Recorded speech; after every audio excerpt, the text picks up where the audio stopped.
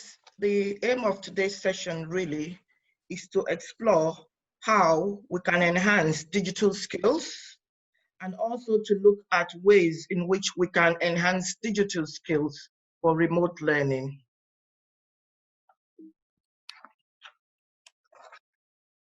Thank you.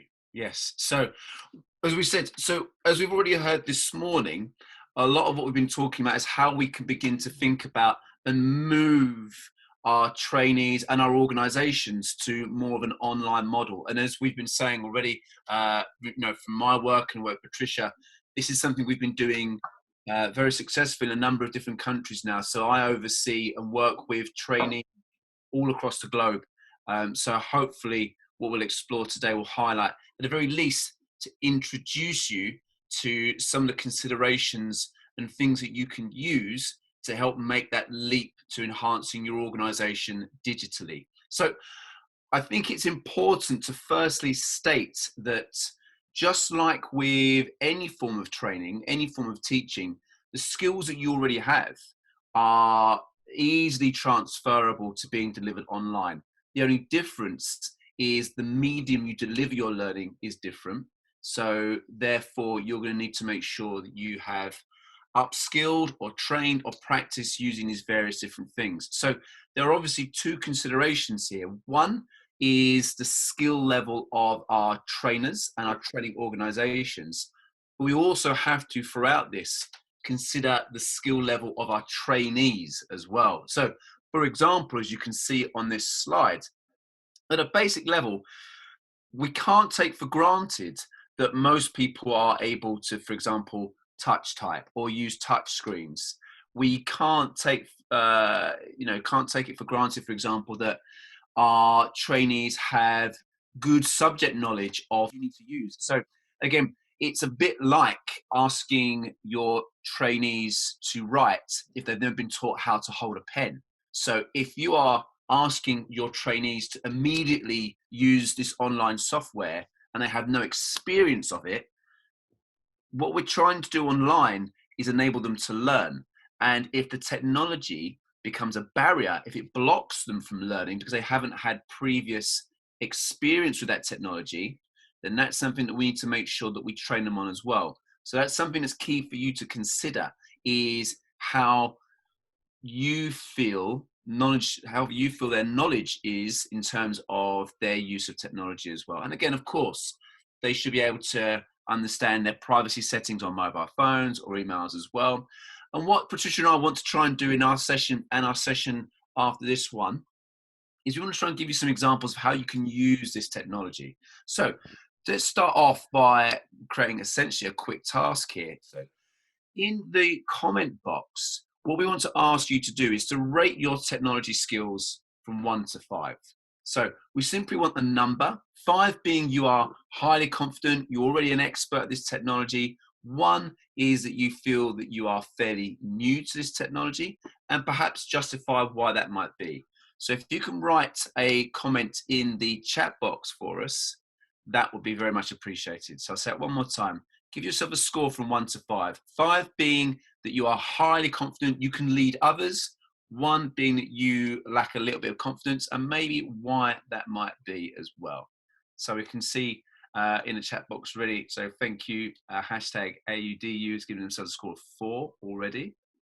Let's see who else is brave enough to give themselves a score. Thank you, Doctor, for your 5, 4. Okay. So we'll say about 30 more seconds with this, please. Okay, and that's wonderful. First time using Zoom. That's fantastic. Yeah. Thank you. So you can see what we're doing here is, 1, we've got a variety of different people, and thank you for the answers that's still coming in. We have a variety of different people who feel very confident, fairly confident, and others who are not. We are all at different levels of ability, and just like with our learners, just like with our trainees, it's important for us to gauge that level. So whilst there be things that Patricia and I will go through now that we're all fairly comfortable with, for others, some of these elements might be new, and there might be things that you need to consider when you're developing your training for your organization as well. So thank you for those responses. And that is one way in which if you're new to using Zoom, for example, you can interact with your learners and begin to create a sense of dialogue. So what I could do here is I could unmute, excuse me, I could unmute different users and ask them why they've given themselves that score. And we'll go to that again in a moment. So let me go back to our presentation. Thank you. Now, once we've established the foundation levels of skill for different people, well, what's the next step? Well, for us, the next step obviously is our intermediate skills. We are beginning to build on our knowledge in order to help create courses. So again, one of our aims is going to be how to show you to create online courses in a very low cost way, and also quite an easy way in which to do that. So we can see here that you might be someone who's familiar with the Google suite of tools, the Microsoft Teams suite of tools. These are things that you are able to explore after today's seminars. And Patricia and I are more than happy to discuss any of the things that we raised today after this session or away from today's session if you so wish. That's not a problem. But if you're working intermediate level, then what you're doing is you're beginning to create courses online, and that's going to look different depending on what you use, and we will go through that. You're also going to begin to share documents as well and begin to think about that technology. Patricia will talk about that in a moment, because obviously what might be right for you might not be right for your learners. So for example, in this area here, so I use Google Suite for my my day-to-day work, for instance. And what I might do here is these are materials that Patricia and I have made for today's presentations. And you can see they're nicely organized and all that sort of thing, I hope. And what we can do is we can share these items with our learners. Now, I might have a different folder for different courses, which I give to my learners. You can see here, I have a document. Now, what I'm able to do, and again, I apologize if people are already very aware of this. I want to make sure that we're all on the same page. What I can do is I can share that document. So you can see here, I simply copy the link. Now, I might send this out before my presentation online. I might use it as we are now during. So again, if you now take a look in the comment box, what you'll see is a link to that document. What I would like you to do very quickly for me, please, is click on that link. So in the comment section, there's now a link to that document I've just shown you. Please feel free now to click on that link.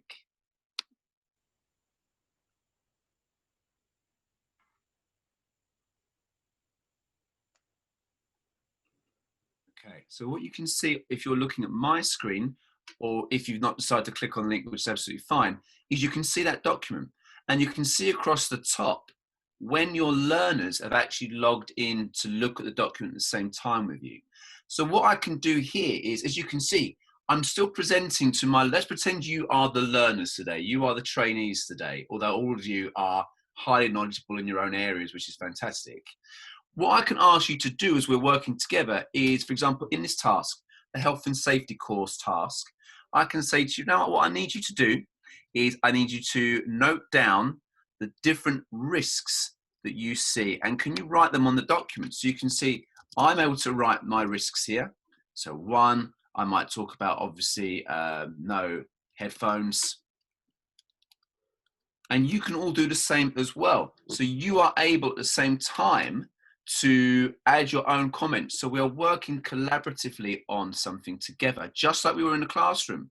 And if we split you into groups, and we will look at the feature of a breakout room in our next session, you can see how now that idea of working collaboratively, working in small groups on the same document is very, very easily achieved online. You're not losing that as a teacher. So I'm actually a English teacher and assistant principal before I did this role. So obviously the idea of how to learn and how we organize learning is something that I'd like to think I have some experience of as a teacher as well. So that's one way in which we can use those technologies to continue to create that shared online learning experience as well. But when we come to highly confident skills, Patricia, can you explain that a little bit further to everybody, please? Okay. Right, so the skills required here, I mean, I've looked at the comments in the chat box, And we've realized that a lot of you have graded yourself as 5, meaning that you are confident about your digital skills. So really, the high confidence skills are for people who are beginning to make judgment about the technology to use confidently.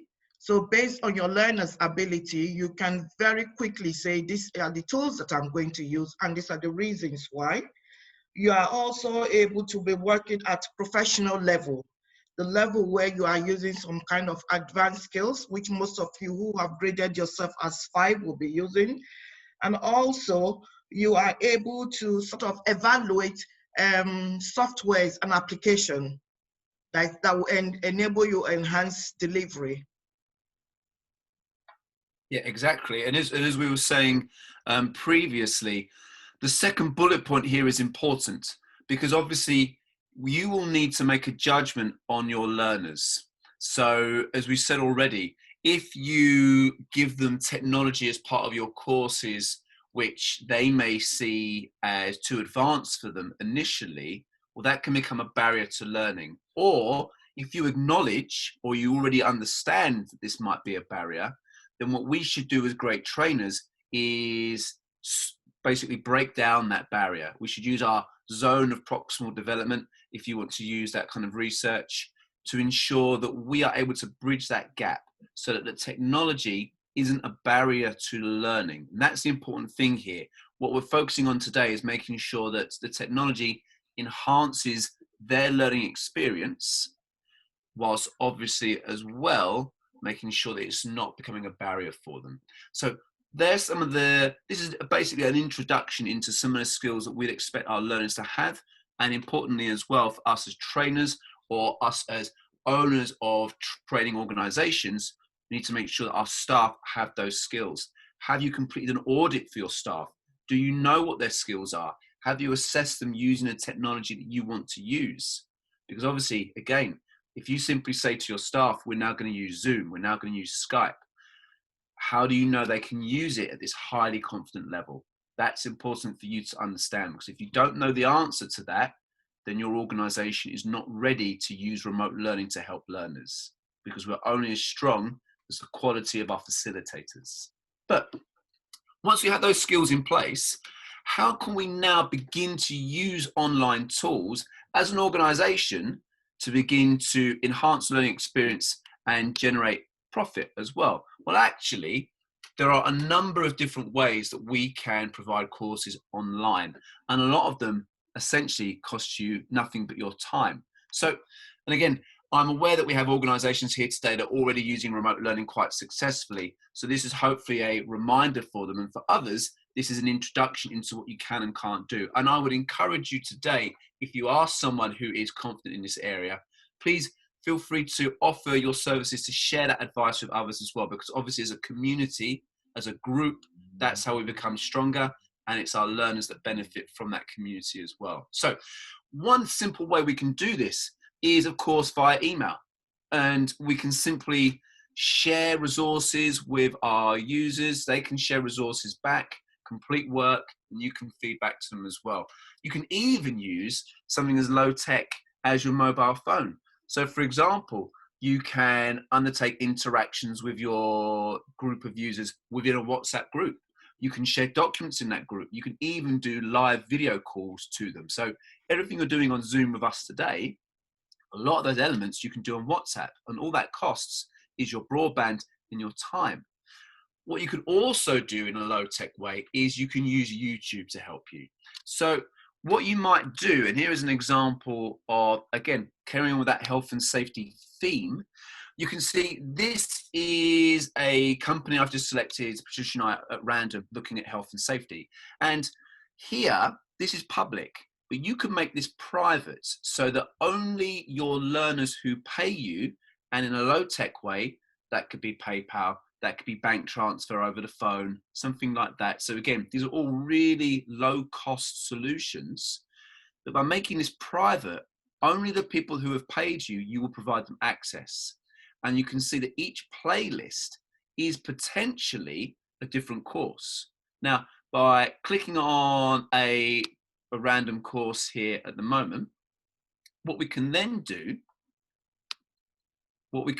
here is you can see these are the units of your course, and many of us are aware, and we will show you that there is plenty of screen recording software which you can have for free. So whilst this video is animated, you can produce what we're doing today. You can record a Zoom session, you can record your face on your laptop and then upload that video. What you can also do here using YouTube is you can then, in the description bar, you can add links to Dropbox or things like that for further resources that you want them to interact with. And you can also get them to leave comments. So their task could be leave a comment, create a discussion. And again, that is a very, very simple way, very cost effective. That's a very simple way for organizations who are new to delivering online to actually then be able to interact online. So now you're able to work with anyone across the world, and essentially the only thing that's cost you is the price of your broadband and your time. So that's a low cost tip for you there. But actually, moving forward, more of an intermediate solution for us will be using other platforms such as Udemy or Thinkific. Now, again, Patricia and I don't claim to be experts when it comes to the hundreds, if not thousands, of different platforms you could use, but Udemy and Thinkific are two examples which are used by millions of people across the globe at any one time. Now, what's interesting about these platforms is that they begin to take the materials that you might have made in YouTube for free and begin to professionalize them a little bit more. So you now, as an organization, you now begin to feel a little bit more professional from a customer, from a learner's perspective, when they see that your services are on offer. So again, to give you a brief demonstration, here is an example of a course which I've put together online very briefly. So you can see here, this is using Udemy. I've basically created a very short IELTS writing course, 35 minutes, and it simply takes you through the different stages. So here on curriculum, you can see that I have uploaded one of the videos that I might have already used on YouTube, for example. I add further resources. In this, you will also highlight that you will offer things like one-to-one sessions or online sessions, again, using Zoom or Skype. So you're still using other materials that haven't cost you anything. But here, as you can see, once that's made and been reviewed, then we can see here, there's my course. It's available, obviously, online. I put a random price in. You can see others have charged a lot more. And you can see the amount of people that have left feedback on these courses, which suggests there are more people that have used those as well. So you can see we've now gone, in this example, from simply using something like YouTube or even just using Skype or Zoom or WhatsApp and sharing files. It's now starting to feel more like a professional organization. And once again, the only thing this has cost you is your time. But interesting as well, we've touched upon Google, but Patricia, do you want to talk a little bit about Microsoft Teams and how that can also support? Okay, so Microsoft Teams is almost similar to Zoom. And in Microsoft Teams, you can do live sessions as trainers for your trainees. You can share files like we've done now in Zoom, and you can also share documents either before or after or during the lesson. You can also control and also record discussions in the lessons, because sometimes you will not have all your trainees in the session. So it's always a good idea. And within Microsoft Teams, you can do that, record the session so that you can post it later on for people to catch up on, and also for your trainees to, take down notes. Also, if you've set homework and then you want them or set of instruction on how to do something, that can also be captured in the recording. So if you send that to your learners, they can watch it and then they can act based on the follow-up that you want to activate. Also within Microsoft Teams, I'm sure most of you know because you've graded yourself 4s, there are lots of 4s and 5s in the chat box. You can do quizzes, and then you can also create breakout rooms. breakout room feature is what we will be using, carrying out in the third session today using Zoom, so that you are all aware that sometimes you can do that. You can, when we have lots of learners in, lots of trainees like we have today, it can be organized, the session can be organized into breakout rooms so that you, the facilitator, can go into each of these breakout rooms to see how your trainees are performing, to give them feedback, to listen to their discussion, and then to summarize what they have done so that you know that they are all on the right track. And then finally, there's another feature within Microsoft Teams and also in Zoom that we'll be exploring in the second session, which is how to use the whiteboard. Yeah, great. Thank you. So it's just, again, we don't work for Microsoft, we don't work for Google or any of the examples that we're showing you, but I think it's important that some of us are very familiar with these items. Some of these items that we are talking about today might be new to you in your organization. And with any of these, it's just simply a case of exploring them, making sure that you have practice using them. Because again, once you've trialed using them, even get some of your users, some of your trainees to use these and give you feedback on them. It might be that you might not prefer, for example, Microsoft Teams, but actually your trainees do. So it could be something for you to explore. Of course, a lot of these, when it comes to working with them as a business, come with an additional cost, but that's obviously all part of your research as well. Now, when it comes to cost, obviously the most expensive thing it becomes when we are working at the top end of the kind of course corporate offer as well. So the previous examples, we looked at how you would create something effectively for free, but obviously just your time is something that has been the cost there. We then looked at an example whereby you can begin to use other service providers to get the same benefit as a training organization. And remember, the benefits here of working online are that your best trainer is available 24 hours a day, at least in a recorded sense, to anyone around the world, which of course saves you, hundreds in terms of travel, in terms of expenses and whatnot. But actually also means that because your reach is now extended, it actually means that you are able to generate more revenue as a result of that. And actually even something as simple as monetizing your training course online. So for example, if you do make your course public on YouTube, for instance, by adding adverts to that, you're now generating revenue for your organization without actually having to deliver any sessions. So that's something that's interesting that you might want to explore as well. But at this end, at the tail end of this skill spectrum, of course, what you're now going to have produced is your own website and your own course content. So as part of my role as Director of Qualifications and Training for a UK company, obviously this is something that we do regularly. So we use different animation studios, which can cost quite a bit of money per minute. So this is where it's something for you to consider, because if you are looking to turn what you do from face-to-face, as we're doing now, and change that to, say, an animated course, as we saw in the example on YouTube, that can be expensive. So to give you an example, in the UK, for those of us that aren't aware, it can cost anything from £200 a minute to well over £1,000 a minute for that content. So if you are wanting to produce those kind of materials, please bear in mind that if you've got a course which is 60 minutes in length, that's a lot of money to make sure that you've got that. So what you may have done is you may have developed the content, put it on something like Udemy, generated the revenue on that platform, which then pays for your own website.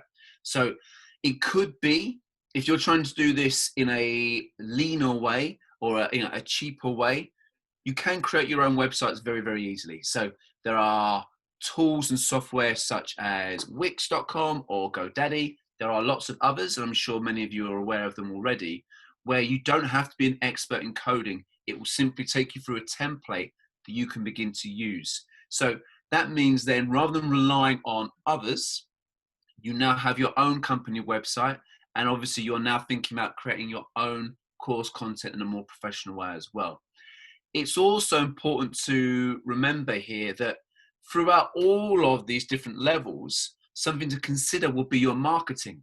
because one of the great things about now being an online training organization is that you can market across the globe if you wanted to, or you can market to specific regions. So if in the past your organization was simply word of mouth, or you had flyers or posts in, you know, local newspapers or whatnot, that's great. That's absolutely great. But you now have the option to advertise everywhere.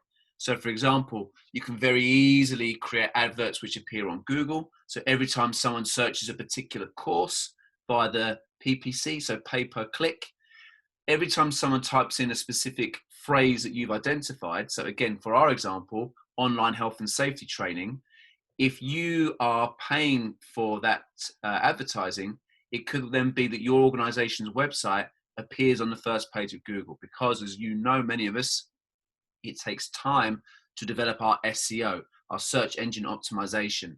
It takes time for our website, our group, to appear on page one of Google. And as many of us know, if you are not on page one of Google, or at least on page two, then you may as well not exist, because most people will not spend time trying to find you.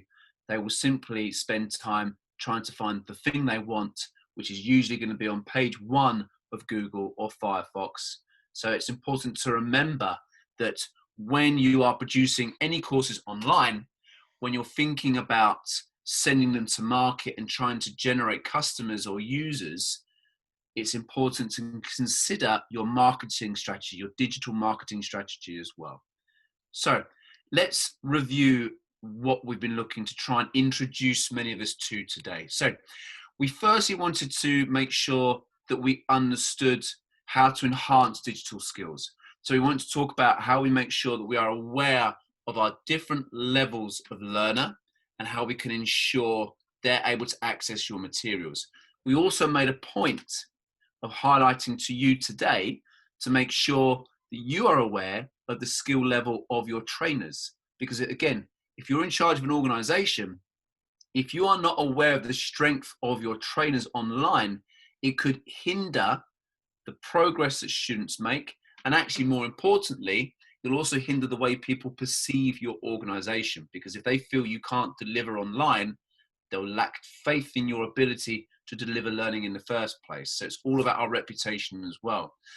And then finally, what we looked to do in this particular session was we looked to explore ways to improve digital learning. And we looked at some examples of tasks, which we'll do in a bit more detail in our next session.